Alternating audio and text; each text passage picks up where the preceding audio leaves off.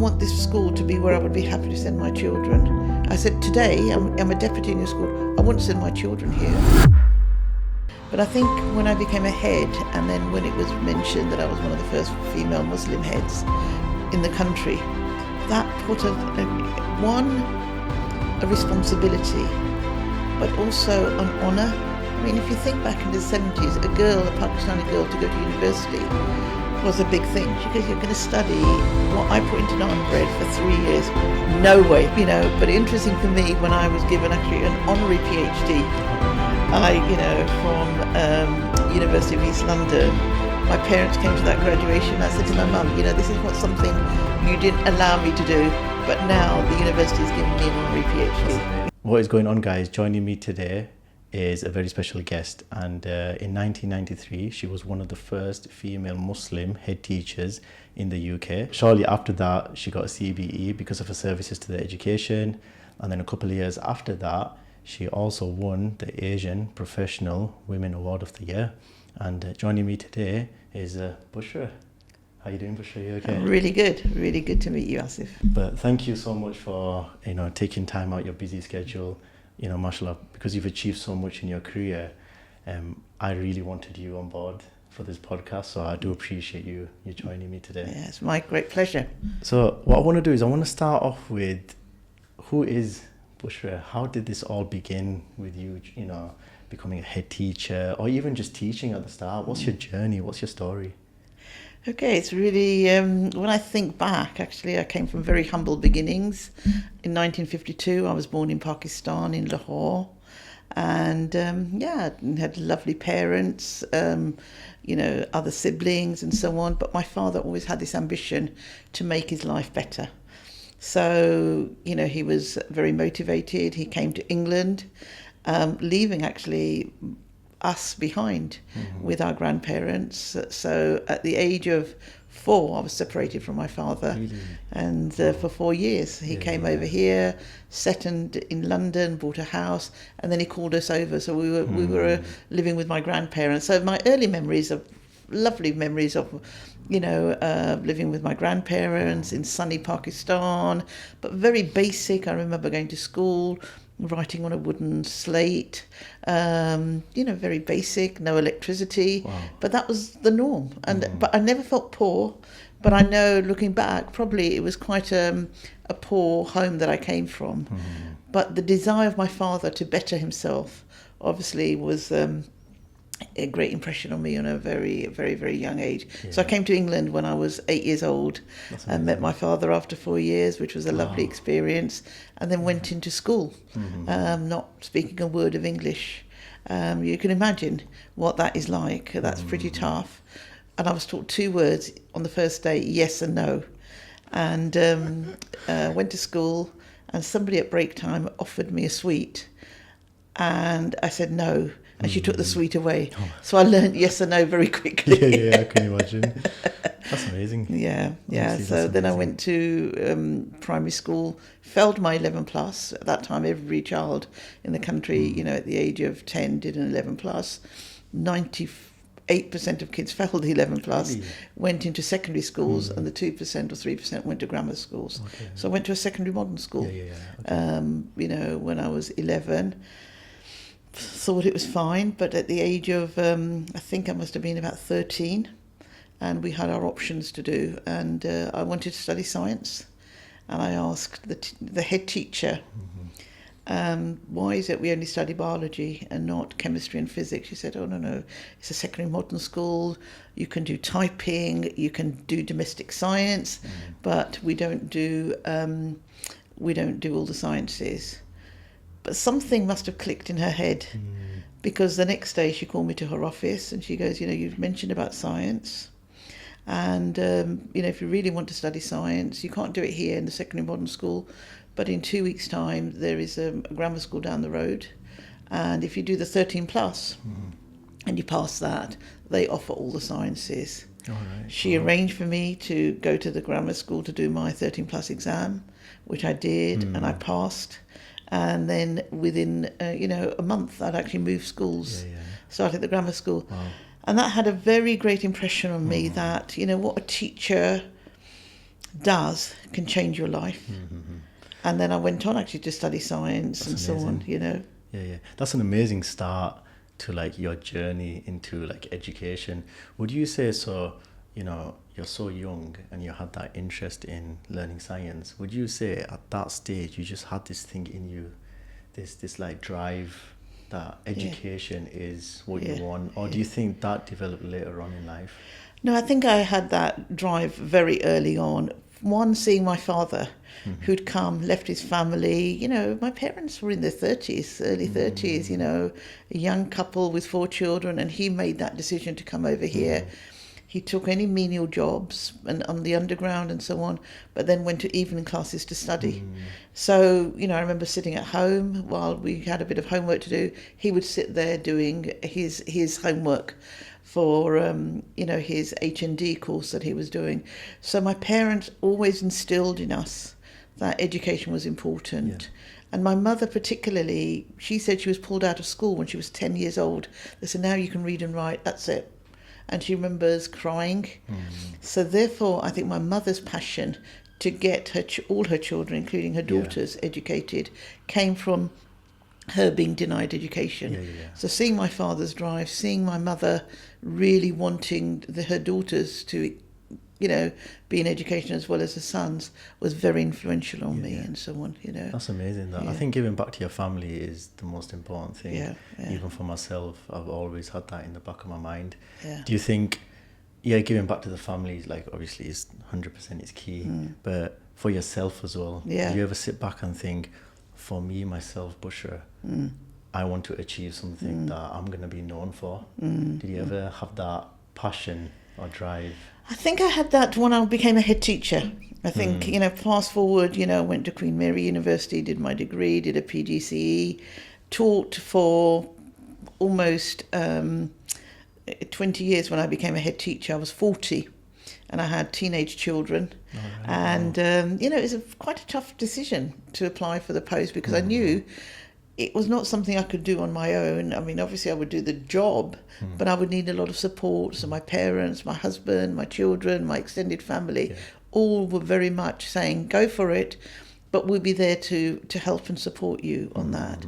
But I think when I became a head, and then when it was mentioned that I was one of the first female Muslim heads in the country, that put a responsibility, but also an honour.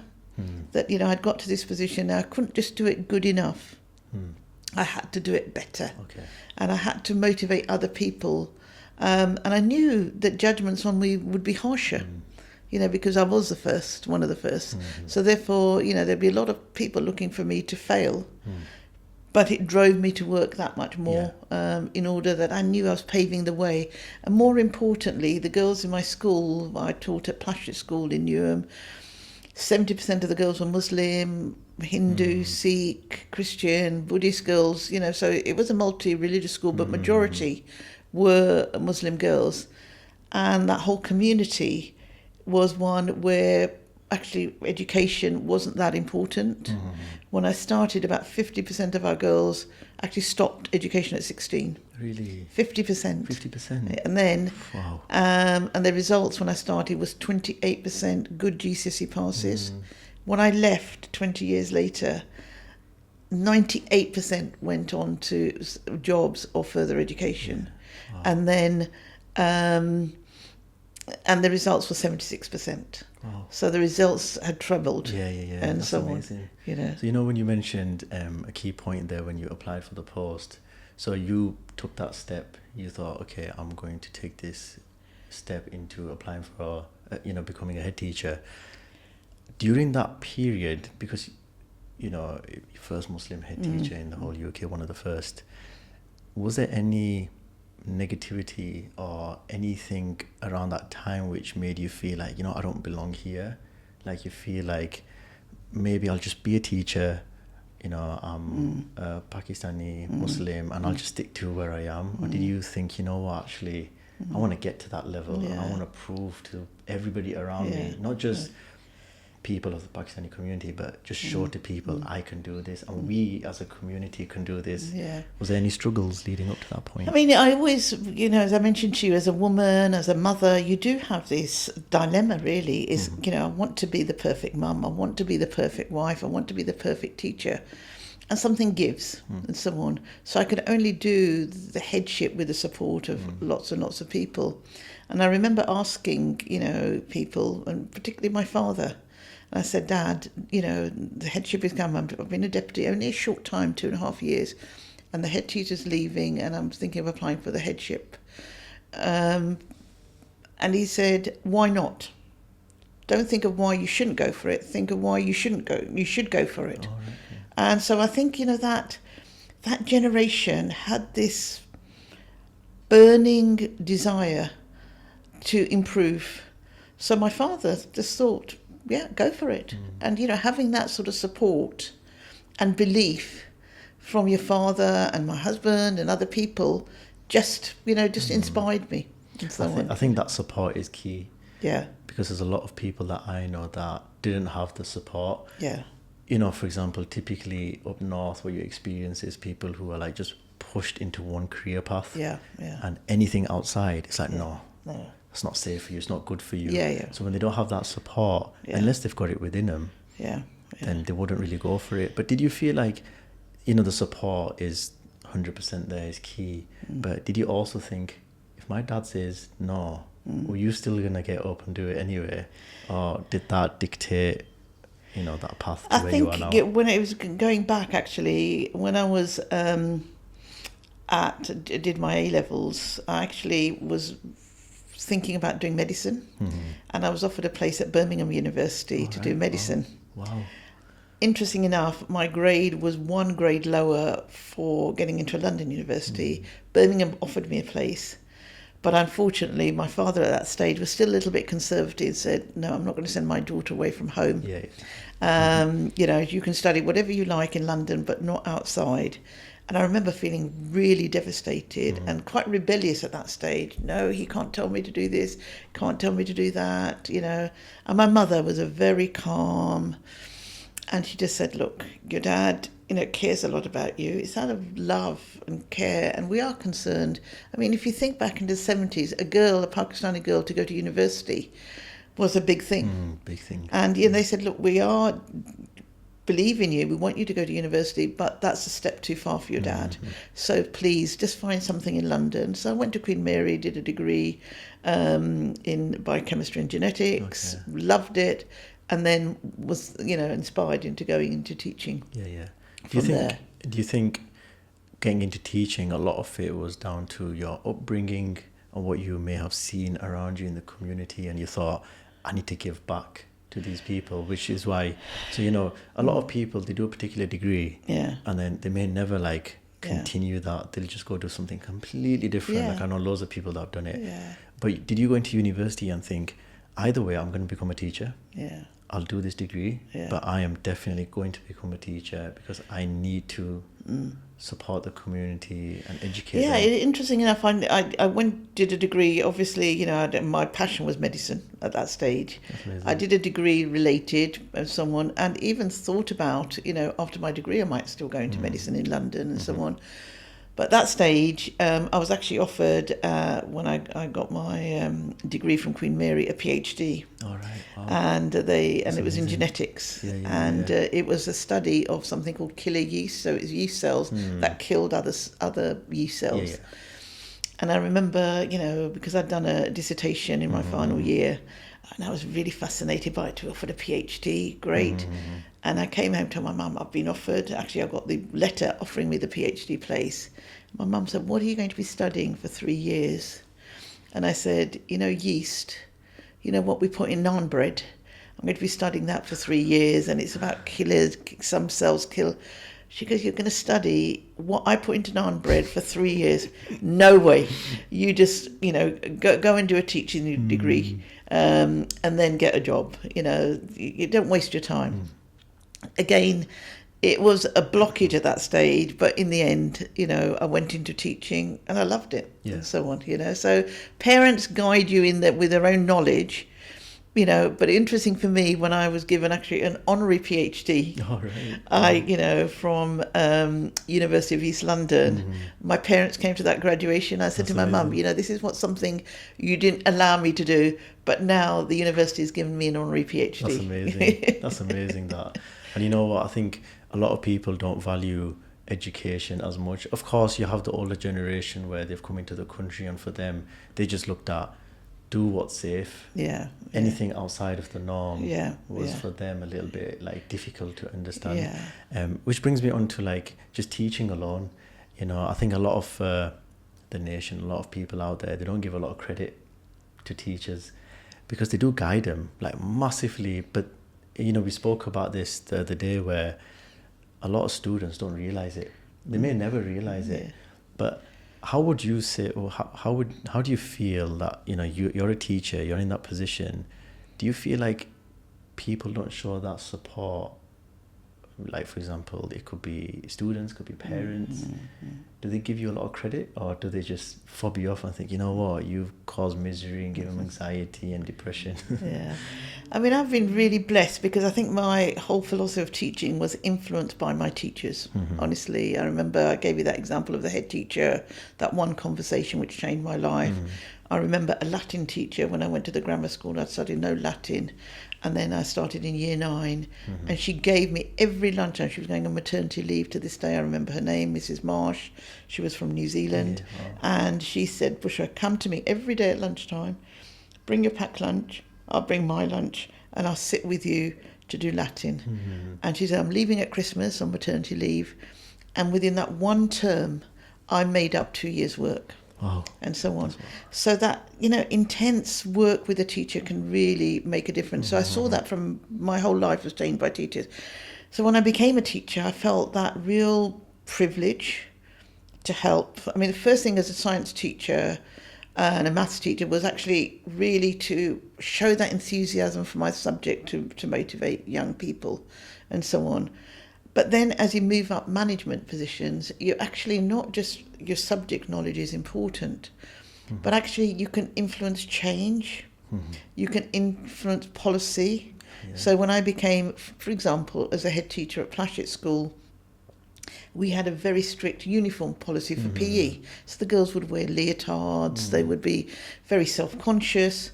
So having a conversation with the head of PE who said, well, the reason why they wear leotards and, they show their arms and legs is because I want to sort of watch their muscle development. And it was a real weird answer. And I said to her, do you assess that or do you write it down? Go, no, I don't. But, we have to see that the kids are healthy. I said, Jerry, come on. These girls are very self-conscious, and these aren't just Muslim girls. All girls are very self-conscious. Let's, make the uniform so that the PE dress code a little bit more flexible. And after discussions with her and so on and getting advice, honestly, we changed the uniform to a T-shirt and leggings. Okay. And the girls were so happy. Yeah. And so on. So, being in that position or to understand what children feel, I think is important.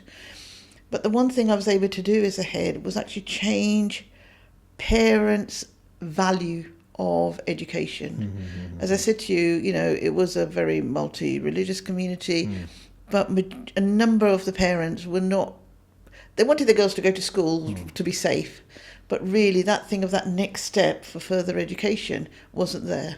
So I had a lot of conversations with parents who were going to pull their daughters out at 16, not study further. And I said, look, it's very important you let your daughter study. She won't lose her culture. She won't lose her religion. She won't lose her identity. She'll be on her own feet and she'll be able to help you and your family and so on. So I was able to have those, because understanding the psyche of parents really, really helped me. And one thing, even in my own school when I started, the expectations of the teachers I felt was a little bit low.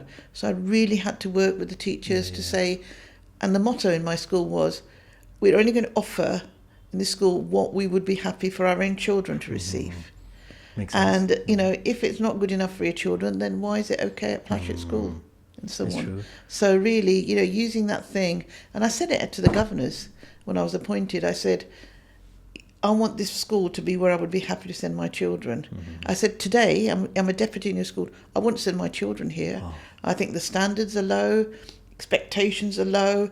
And we can do a lot in this school, and mashallah over the 20 years the school went to outstanding. Amazing. It was featured in national reports. Amazing. We worked with other schools to help them. So the school went on the map. And so on. You mentioned one thing about how you'd have that conversation with parents, and you'd say, these kids of yours, they're gonna become something, and you need to let them study. I read this story online about, I think you went to visit someone's mum, and I think the husband passed away. That's right. And those 3 daughters actually educated and became doctors. All 3 of them. All 3 of them. So what's the story behind that? Because that's amazing. All 3 in one family. Yeah, I mean, one of the girls I was teaching at the time, and so on, and the oldest one, was doing her A levels. One I was ahead. I was still teaching, and we had a younger sister in the school, so 3 of them. And in the summer holidays, I'd heard that her father had died. So I went down, to see the family, do a sauce with them, sit with the parents. And the mother was crying. She said, "Mrs. Nasir, I only have 3 daughters." And because I knew the older daughter who'd left our school and was doing A-levels, I was teaching one of them, I said, "Mrs. Ali, your one daughter is worth 10 sons. And mashallah, I said, they will be your strength. Don't worry, they're very bright. They will do really, really well." And absolutely humbled, that they came to my school. They achieved really well. All 3 became doctors. That's amazing. And I had the privilege, I was called to Downing Street for a meeting. And this meeting was during the COVID. And it was about how we were going to look at vaccination of young people in schools and so on. It was in the Rose Garden with one of Boris's advisors. And in that meeting, obviously, I gave my view as a head, as a CEO of schools, of how we should manage this and so on. And they said, we're getting somebody from Redbridge coming who is in charge of vaccination for the whole of Redbridge, a doctor. And when that girl walked in, she was one of those girls. She was Dr. Ali. And she was my student. And, from that family, and we just hugged each other and talked about her mum and talked about her career and so on. And it's just such a privilege that, you opened up doors for children through your school, and they are going on to do great things. One thing I love about that story is the personal touch. Like the mother's husband's passed away. Now, as a teacher, typically it's like, sorry to hear that, and then off they go. Did you feel like, right, I don't care about the status of me being a teacher or a head teacher. For me, the priority is to show that bit of respect, see the family. And do you think that it might have actually made a difference, because the daughters might have sat back and thought, this teacher's actually trying to help us, not just fob us off. So do you think that makes a difference? I think understanding the community that you're serving as a teacher is really, really important. We had a really very, very tragic death of a child who was actually going to come to our school, who lived locally, and her and brother died in a car crash. Really? And not just myself, my deputy, the head of year, who'd worked with that family for that child to come to the school, actually took them to the house to pay our respects and so on. 2 of my staff had never seen a Muslim funeral and seen the body laid out. I mean, I got them ready for that it's not something you're used to. Are you comfortable with that? And yes, there'll be a lot of crying, a lot of wailing, a lot of this and that. But this is the custom. I'm going to go, my deputy's going to go to represent the school. Do you want to come along? And the head of year said, yeah, we'd like to come along. And the 5 of us went, to pay respects to that family. And I think, that thing of the school being part of the community and the community as being part of the school is really, really important. And when I left Plashet, interesting enough, I did a nice, party for parents and our local community. And one of the local shopkeepers came. He bought a gift for me, and he said, "Mrs. Nasir, we want to give this because you've been like a sister. Oh, wow. And when a sister leaves home, we always give her a present. So please accept this from all the shopkeepers in the area for what you've done for our local community. That's amazing. Honestly, every time you speak, it's so inspiring. Do you think, like, during the times of you giving that personal touch and being part of the community, because ultimately everyone has a boss, yeah, did you ever have difficulty where you wanted to play a little bit more for the community and personal, but you had someone above you saying, no, you can't do that? Like, was there ever any challenges like that? I think as a head, you do have a lot of autonomy, but you are accountable to governors and so on. So I had a governing body. Majority of the time, they were really, really supportive of me and so on, and did allow me to do what I really wanted. I mean, at one stage, you know, in the school's history, you know, I introduced swimming for our Year 7 students. All right. Because I did a survey of the girls in the school, and only 30% of them could swim 25 metres. Now, that is something which really they should have been taught in primary school, and they should have, you know, learnt by that age. But being an island and that sort of percentage learning, you know, having swimming is really low. So I worked with my head of PE. We organised for the girls to be taken to swimming, starting in Year 7. And then we had, you know, female-only guards, you know, and so on. We did everything, you know, to make sure the swimming was successful.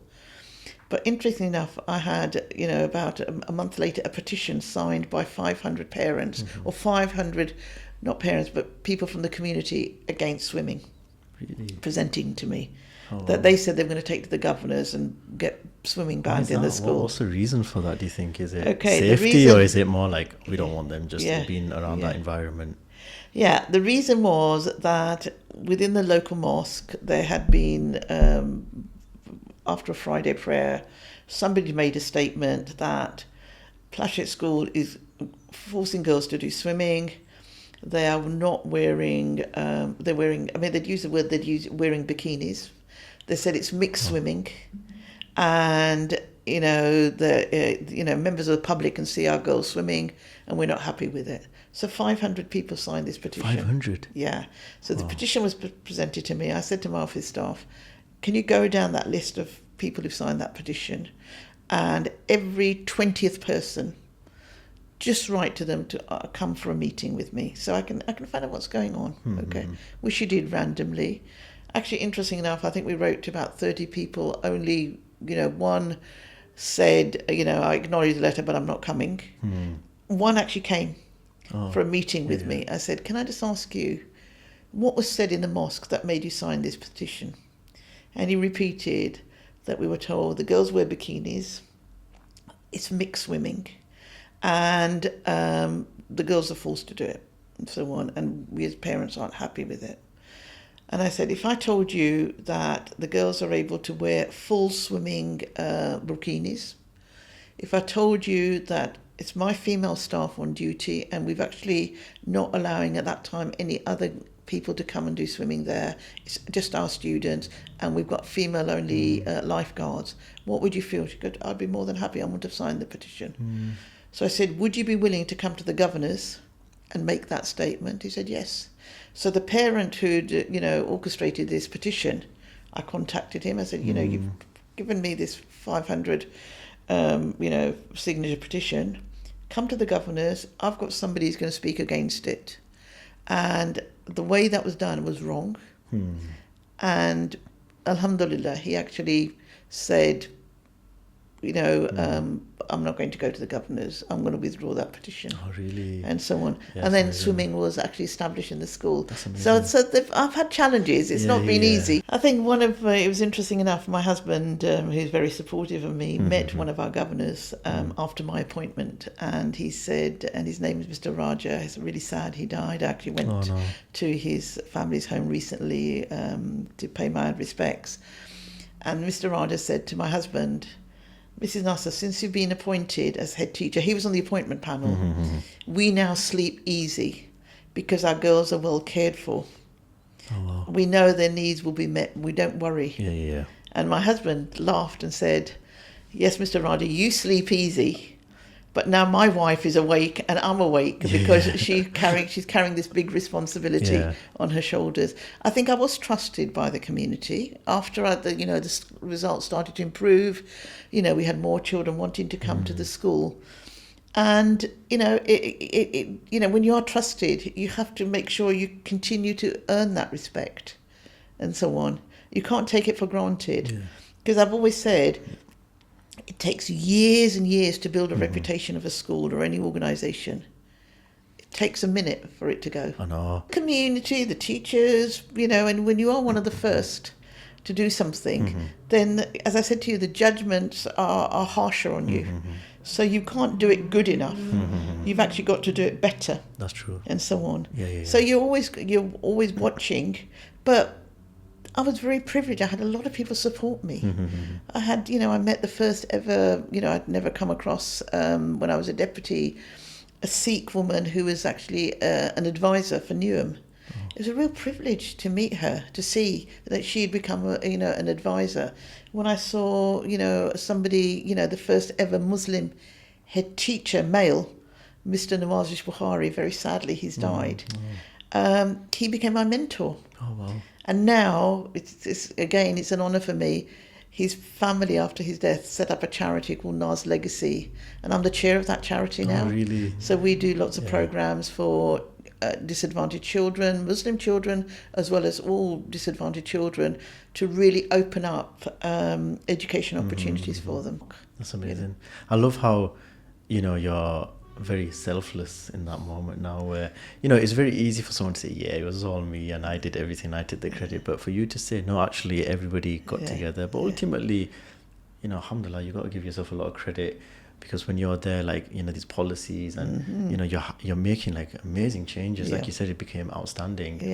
Do you have one moment during that time where you thought, I can't do this, like, that's it, I'm packing my bags? Because I feel like a lot of people will be like, nah, I never had that in my career. But there must be the one thing, if there was anything, that you thought, I'm packing up, I'm walking out of this, I've had enough. It did happen. It happened not because of what was happening in school, but it's something in my personal life happened, which had a big impact. And what we've got to see, we are a whole person. There's a part of us which is our professional life, but then our personal life. I think in 2000, my husband was diagnosed. Well, he'd been diagnosed for about 10 years prior to that with hepatitis. He'd contracted it when he was a young man in Pakistan. And he was told that sometime in the future he would have liver disease. Oh, no. So in 2000, interesting enough, March 2000, just one morning, my husband wasn't feeling too good, and we knew, that there were problems with his health.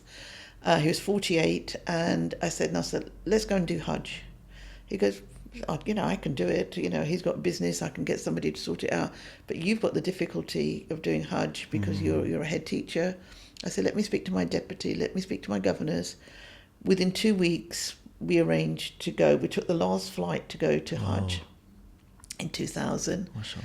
We did Hajj. He got very ill over there as well, which I didn't realise the seriousness of it. We knew he got ill and so on, was very run down. We brought him back. He got back to London. And then we took him to see his liver specialist, and he said, Mrs. Nasser, he's probably got 1 year to live. Really? If he doesn't have a transplant. And he said, we haven't got time to waste. And my husband's sitting there, said, I've got my business, I've got so much to do, can't we delay this? He goes, Mr. Nasser, you've got 1 year. The state your liver is in now, if you don't go on get a transplant, you will die. And at that point, they said, we're going to put him on a transplant list. I wrote my resignation letter. Really? And said to Nasser that I'm going to resign. I need to look after you. I had 3 teenage children at the time. That's my priority. My job is so important, but at this moment, there isn't even a choice for me. So I wrote this letter of resignation, took it to my local authority and said, my husband's very ill. He's going to be on a transplant list. We could get, a call tomorrow, or he could take a year and so on. And if he dies within a year, I want to have spent that time with him. Yeah. And somebody called Andrew Panton, who's the director of education in Newham, was wonderful. He said, Bushra, I'm going to say something very brutal to you, that you've got 3 children who are going to need an earner if your husband dies. Why don't you take a year out, unpaid leave, look after your husband, sort out your family issues, promote your deputy to a head. The school is, I mean, it was an outstanding school at that time because the school was doing well, and it can, with a year, it's going to go by very quickly. Do that. I made an announcement to my staff, wrote to my all my parents, did assemblies with the children that I was going to take a year's leave because of my husband. So I was really open about it, to everybody. And I actually wanted to raise the profile of liver disease as well, with the community, and so on. And I said, what you will not believe is within 1 week of being put on the donor list, he got a donor match. Right, wow. So, May 31st, 2020, he had the transplant. I cared for him for 3 months. He was stayed in hospital for 6 weeks. And mashallah, his recovery was really fast. Nursed him when he came home. And within September, I was back at work. That's amazing. And so on. And for me, that was a time when I thought that my job is important, but at the moment in time, it pales into insignificance when it comes to life and death of a partner or something major in your personal life and so on. But what that did do, that transplant changed my life and my husband's life. He was a businessman. He was really into, I've got 1 warehouse, I want to make 2 warehouses and 3 warehouses. I've got this many houses, I want to make 10 houses and so on. That he was driven also with the business. Changed totally.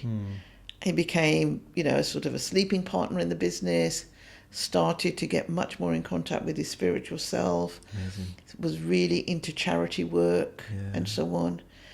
And the way it changed me was, honestly, it made me think, Allah's given me a second life, a second chance in this job. He wants me to do a lot more than just being the head. And I got involved in lots of work in mentoring head teachers, supporting other schools and so on. And it just refreshed me. And it was actually, it was after that, all those successes came. It was 2014, I got my my CBE, that Professional amazing. Women of the Year. All those awards and recognition. It wasn't for me, honestly. It was for my school, for my children, for the community, and so on. And I thought, Allah has opened this door for me, and He wants me to do that much more. That's wicked. Honestly, that's such a... I got goosebumps listening to that, because one thing I value more than anything is family. Like, for me, it's so important. And I said it to my parents once. I was like, if you're not happy, I can't go to work. Like, how can I go to work if you guys are... So much going on at home. I just can't.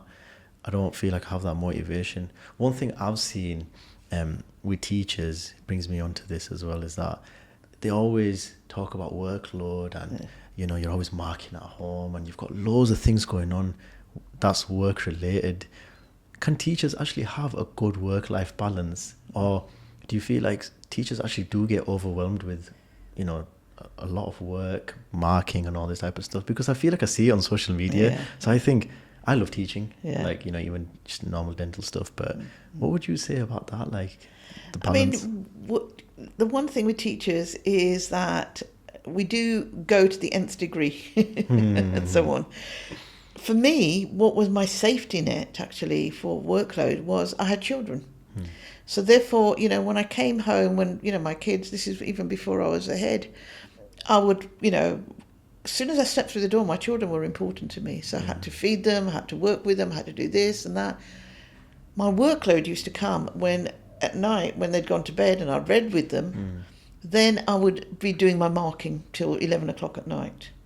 So I would be home at, 4 o'clock when the kids came home. And I thought that was my privilege, that I didn't lose out. The godsend of holidays were phenomenal. That was where I had, a lot of time to be able to, sort out my life and so on. But workload is a demanding job. And, the better you are at managing, your workload, and time management is really important. And I remember when I was a young teacher and I had children, honestly, every free period I had at school, I'd be sitting there marking. And I remember this, my nickname was a red pen lady. I would sit there always marking and so on. But I think when you're a mum and you're a teacher, you want to use every minute of the time. I wouldn't want to necessarily socialise and so on. It is a demanding job. I'm not belittling it. But, when I say, if you go to an office, okay, and I look at people who are going to office, okay, they've got to be in for 9, they may leave at 6, okay? What I've said to young teachers, actually, why don't you come into school as you're required to do, stay an hour and a half after school, get your marking done, get it finished, and then go home. Because that would be the same time as, most people coming back from the office. Yeah. The privilege I had as a working mum was I could leave the school at 3:30, be home for 3:45, same time my kids came back to school.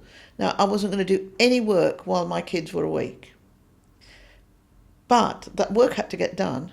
So it would be when when the kids went to sleep. Yeah. I actually did, while I was working, I did a diploma, an Open University diploma in physics teaching.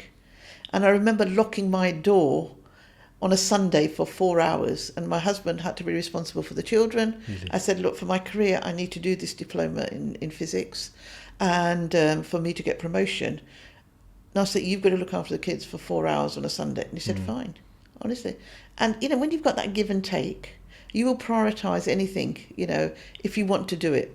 If you don't want to do it, then you just find all sorts of excuses for it.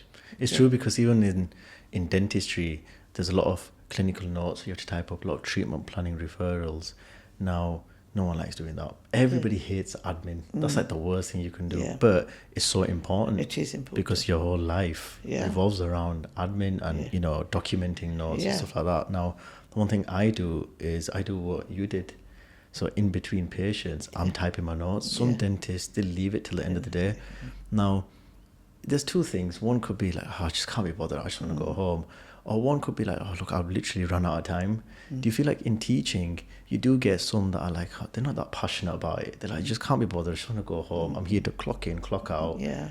And I just don't really care about it much. Yeah. Or do you feel like they just haven't figured out the management side of things? Because passion is such a key thing nowadays. Yeah. It could be both. It could be one or the other. What would you say in your experience you've seen more of? Teaching, I honestly, I believe teaching is a vocation.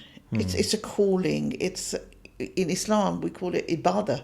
It's like worship. My mother used to say to me when I get tired, she goes, Biddy, you're doing a job, but it's more than a job. It's actually, you're building up, this contact with Allah. When you help one child, you're actually, doing sadaqah jariyah and so on. So it is a vocation. And with that vocation, you're going to have that passion. But also know there's an accountability of it. Yeah. You're accountable to the children in your school. You're accountable to the parents that you're serving. You're accountable to the management of the school. I think it's important for the management of the school also to be caring of their staff, make them feel, that you will listen to their needs as well. And the nicest thing said to me when I was a head, Bushra, Plashet School is a family.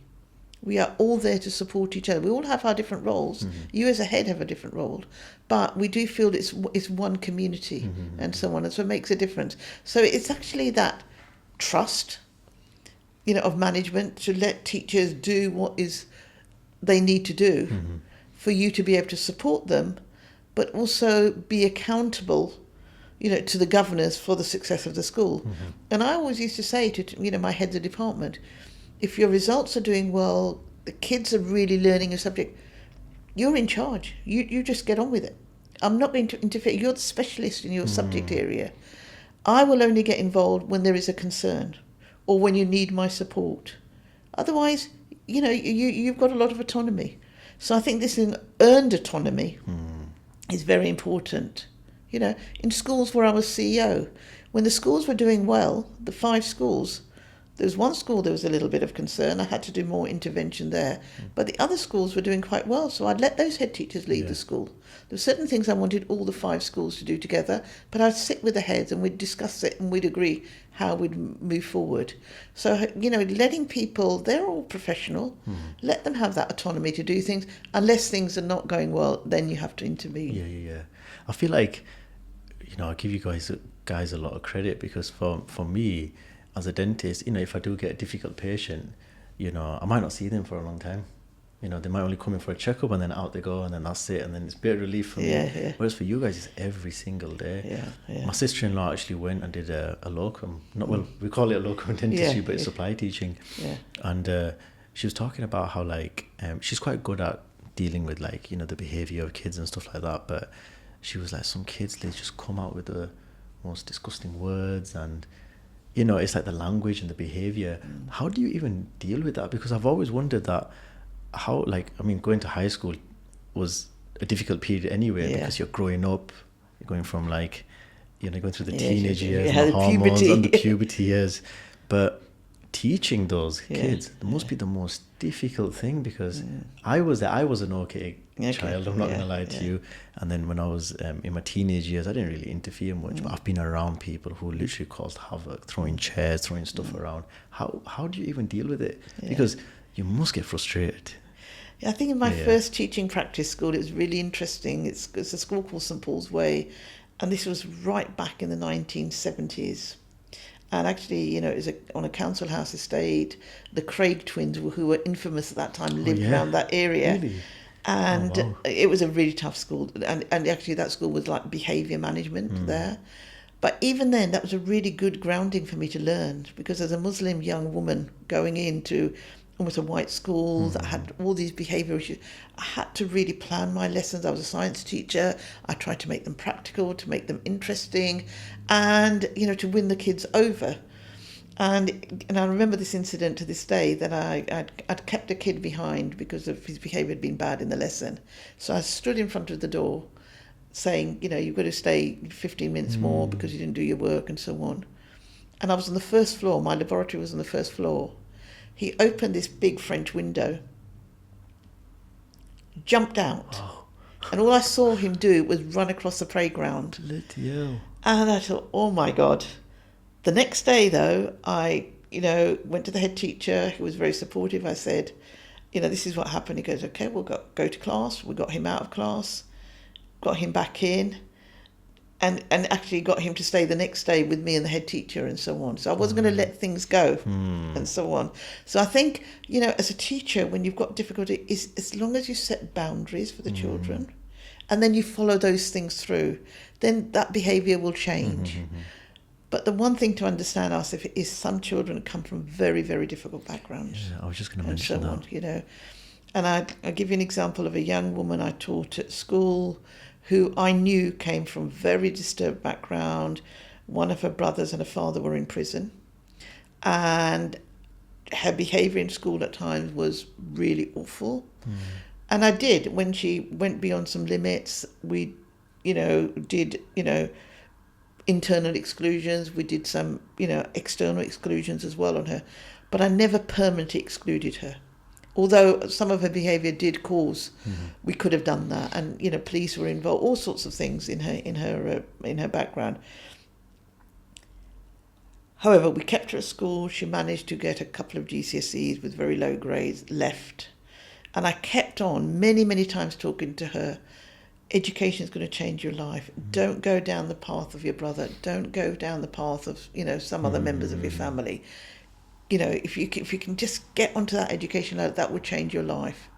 She left our school, didn't hear from her for years, you know. As far as I'm concerned, I don't know what happened to her. And then last year she contacted me. She found me on LinkedIn. And it just begged, and she used a different name. She said, please contact me. This is the name I'm using now. I want to meet with you. I said, and she said, she describes her, I was probably your worst student. Okay. So I arranged to meet with her for coffee. and I wasn't silly. I thought I'd go and meet her somewhere where Yeah. there would be people around and so on. Yeah. Met her with coffee. And then when I saw her, I recognised her, and her name was X and so on. And she just hugged me and kissed me, and just said, Mrs. Nasir, I have been looking for you for so many years, because, all those words you said to me in school, you really protected me in school. You didn't permanently exclude me. You gave me the value of education. However, when I left your school, I did land up in prison twice. One for burglary and one for physical attack on somebody and so on. But actually it was in prison that, I re-engaged with education from some of the words that you said to me and so on. And I feel I can stand up in front of you and share with you that I've got a diploma in engineering. I've now got a job in TfL, and I'm working as an engineer there. And I want to thank you. She brought me a tasbih. She's a Muslim girl from a Arabian background and so on. And she wrote a beautiful card and a book, Islamic book, and so on. She goes, you changed my life, and your belief in me got me on that right path. And I just wanted to thank you. I feel so lightened that I've been able to apologise to you for that. And I thought, wow, and that's it's amazing. You don't know what the impact of your words as a teacher does for a child, And, some of these troubled young people who behave in that way, you only know what's going on in school. You don't know what's going on in their home background and so on. And, to give that child time and space to be able to talk to teachers, we are in what's called loco parentis. We are in the position of their parents and so on. And sometimes, honestly, school is that security, that normality for them from a very chaotic home background and so on. And to be in that privileged position of being able to guide young people, support young people at the time of need. That word of a teacher, that guidance from a teacher can actually change people's lives.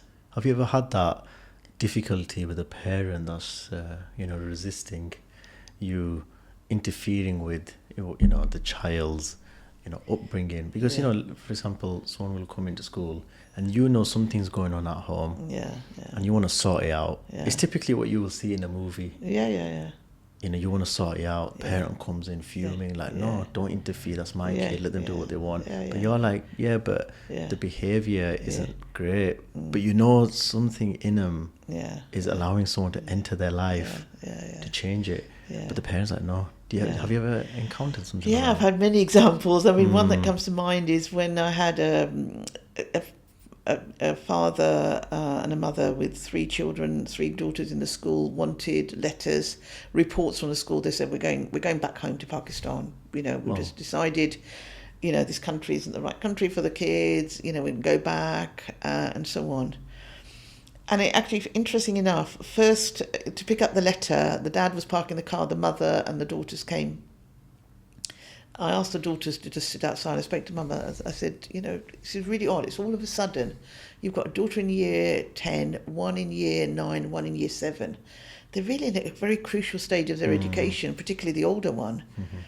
Why are you doing this? And she goes, actually, it's my husband. He feels he has to go back. He's got, elderly parents and and so on.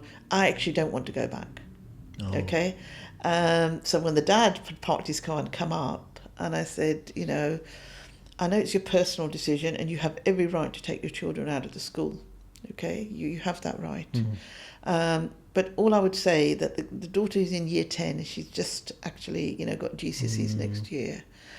The other one just started in year 7 and second. Is this the right time? And he opened up quite rightly. He said, look, I've got responsibility for elderly parents, and I feel I can't do everything. And he used a word. He said, I think at this moment in time I've got to sacrifice my children for my parents. All right. Wow. And I said, can I just say to you, and at that time actually my in-laws used to come and stay with us for 6 months and then go back to Pakistan. They used to come and go regularly. I said, why don't you think about calling your parents here? I said, my parents-in-law come over 6 months. They're really happy here, in the summer months, and then they go back. Because I never thought about it. So I said, this permanency that you're doing, please just think about it. I'll allow you to go, but go there and really think about, is this long-term benefit for your children and so on. And, and speak to your parents and say, will they come to London? They've never visited here and so on. Mm-hmm. And in fact, they did. They went back for 2 months. And then they came back. And I kept their places open for them at the school. That's amazing. And then, honestly, and those girls were really, really successful here. And not saying they wouldn't have been successful in Pakistan, but I think the mother was so grateful that I'd intervened with the father. And, she said, my life, Mrs. Nasir, I didn't want to go to Pakistan, but I felt I had to listen to my husband. But you intervening and, has changed my daughter's lives. They are going to be more successful here and so on. So sometimes that intervention with parents from a very calm, collected, and then if you give them an example, look, we're doing this to manage, I've got, my husband's got elderly parents that he feels a responsibility for. They can be managed, and the parents-in-law did come and go regularly and so on. Something to relate to, isn't it? Yeah. I feel like I try to do that with my patients quite a lot. So, if they're coming for, it could be toothache, or it could be, I want to change my smile, get veneers done. But I'll always say, look, I treat you like I would treat my parents or my family members. Yeah. And I think parents would, appreciate someone that's calm, cool. I just remember some teachers being a bit aggressive with their tone. Even if you wouldn't do anything, they'd be like, get out the room. And I used to think, why would you do this? So that resentment towards some of them, I felt like it only came about because of certain behaviour. But some teachers are quite loving. Did you ever wake up one day and think, what I've achieved has been 100% worth it? Or did you ever think, if I could go back in time, I wish I could change this, or I wish I could change that? Do you ever wake up with a little bit of regret about anything? Never. Okay, honestly. Okay. I think, what I feel very humbled by, that I've been able to, one, have a professional life and have a happy marriage, have children, now I've got grandchildren as well. Amazing. So being able to balance both. And teaching is one of those careers where you can actually try to do both.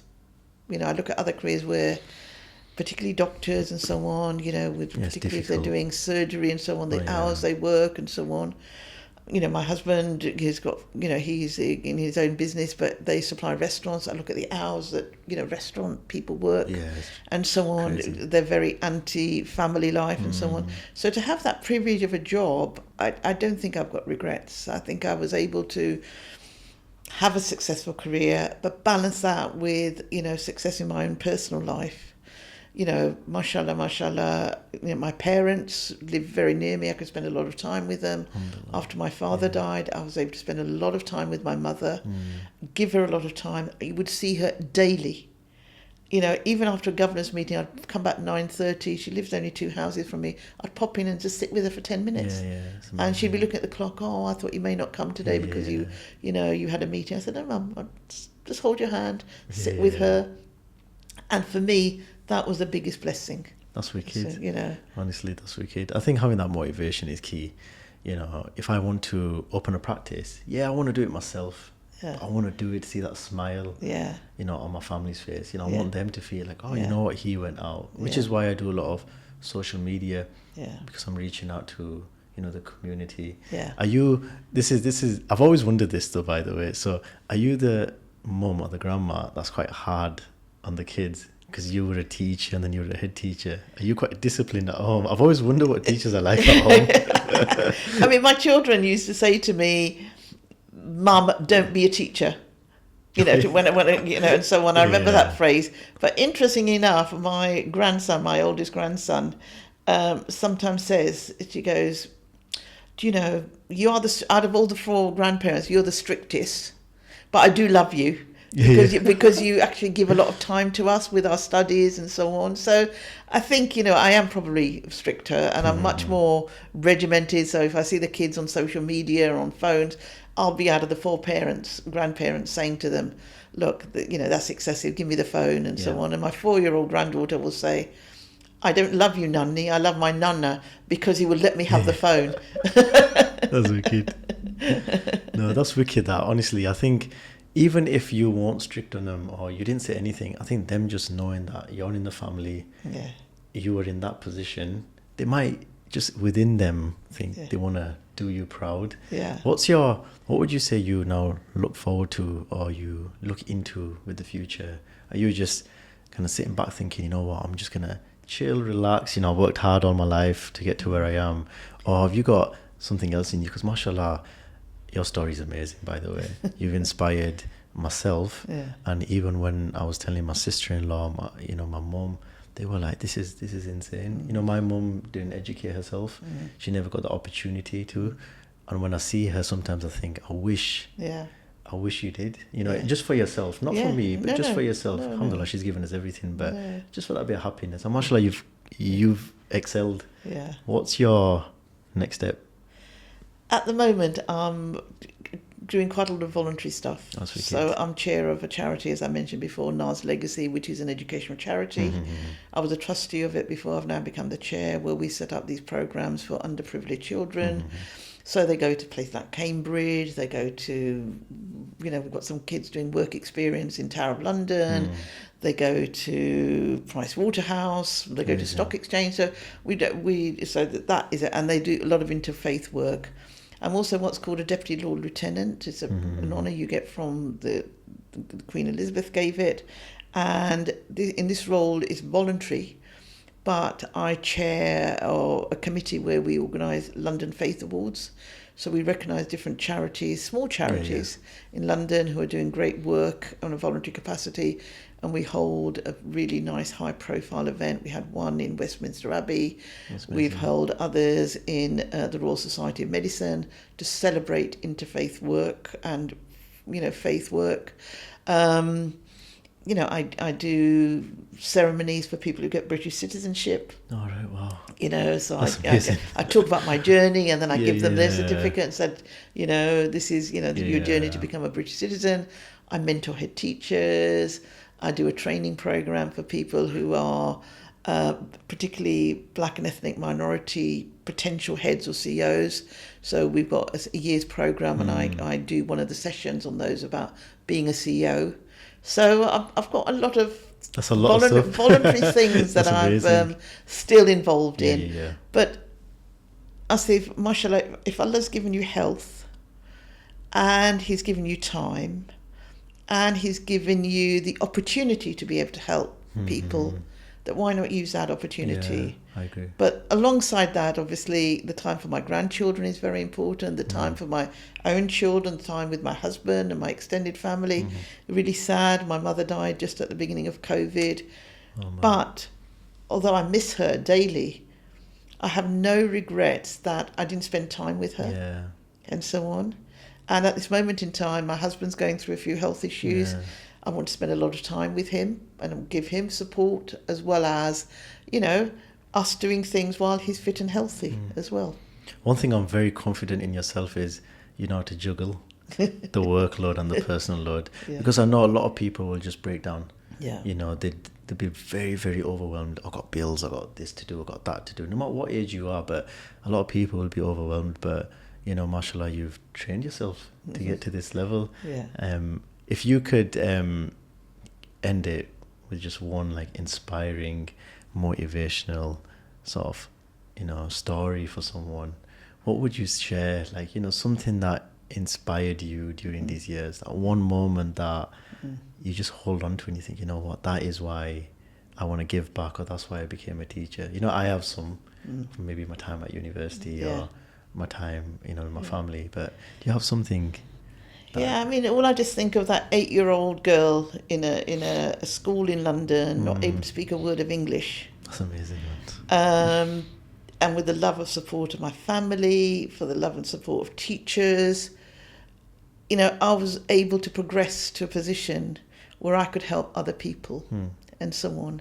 So I just think that, if Allah has blessed anybody with the opportunity to help somebody else, grab that opportunity, use that as ibadah, use that as worship, take that as something that when you stand in front of Allah on your last day, on Judgment Day, you can hold your head up and say, I did the best I could in this life.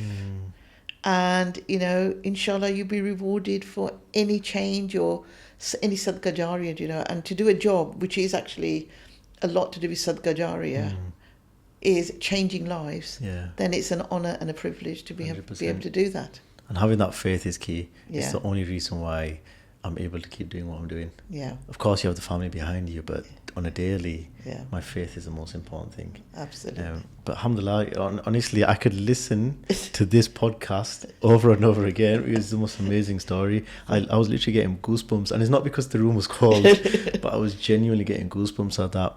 And I just want to say thank you so much. Honestly, I do appreciate you taking your time out to come and join me on this podcast. And inshallah, I'll be in London more. You never know, I might actually move here. But jazakallah khair for that.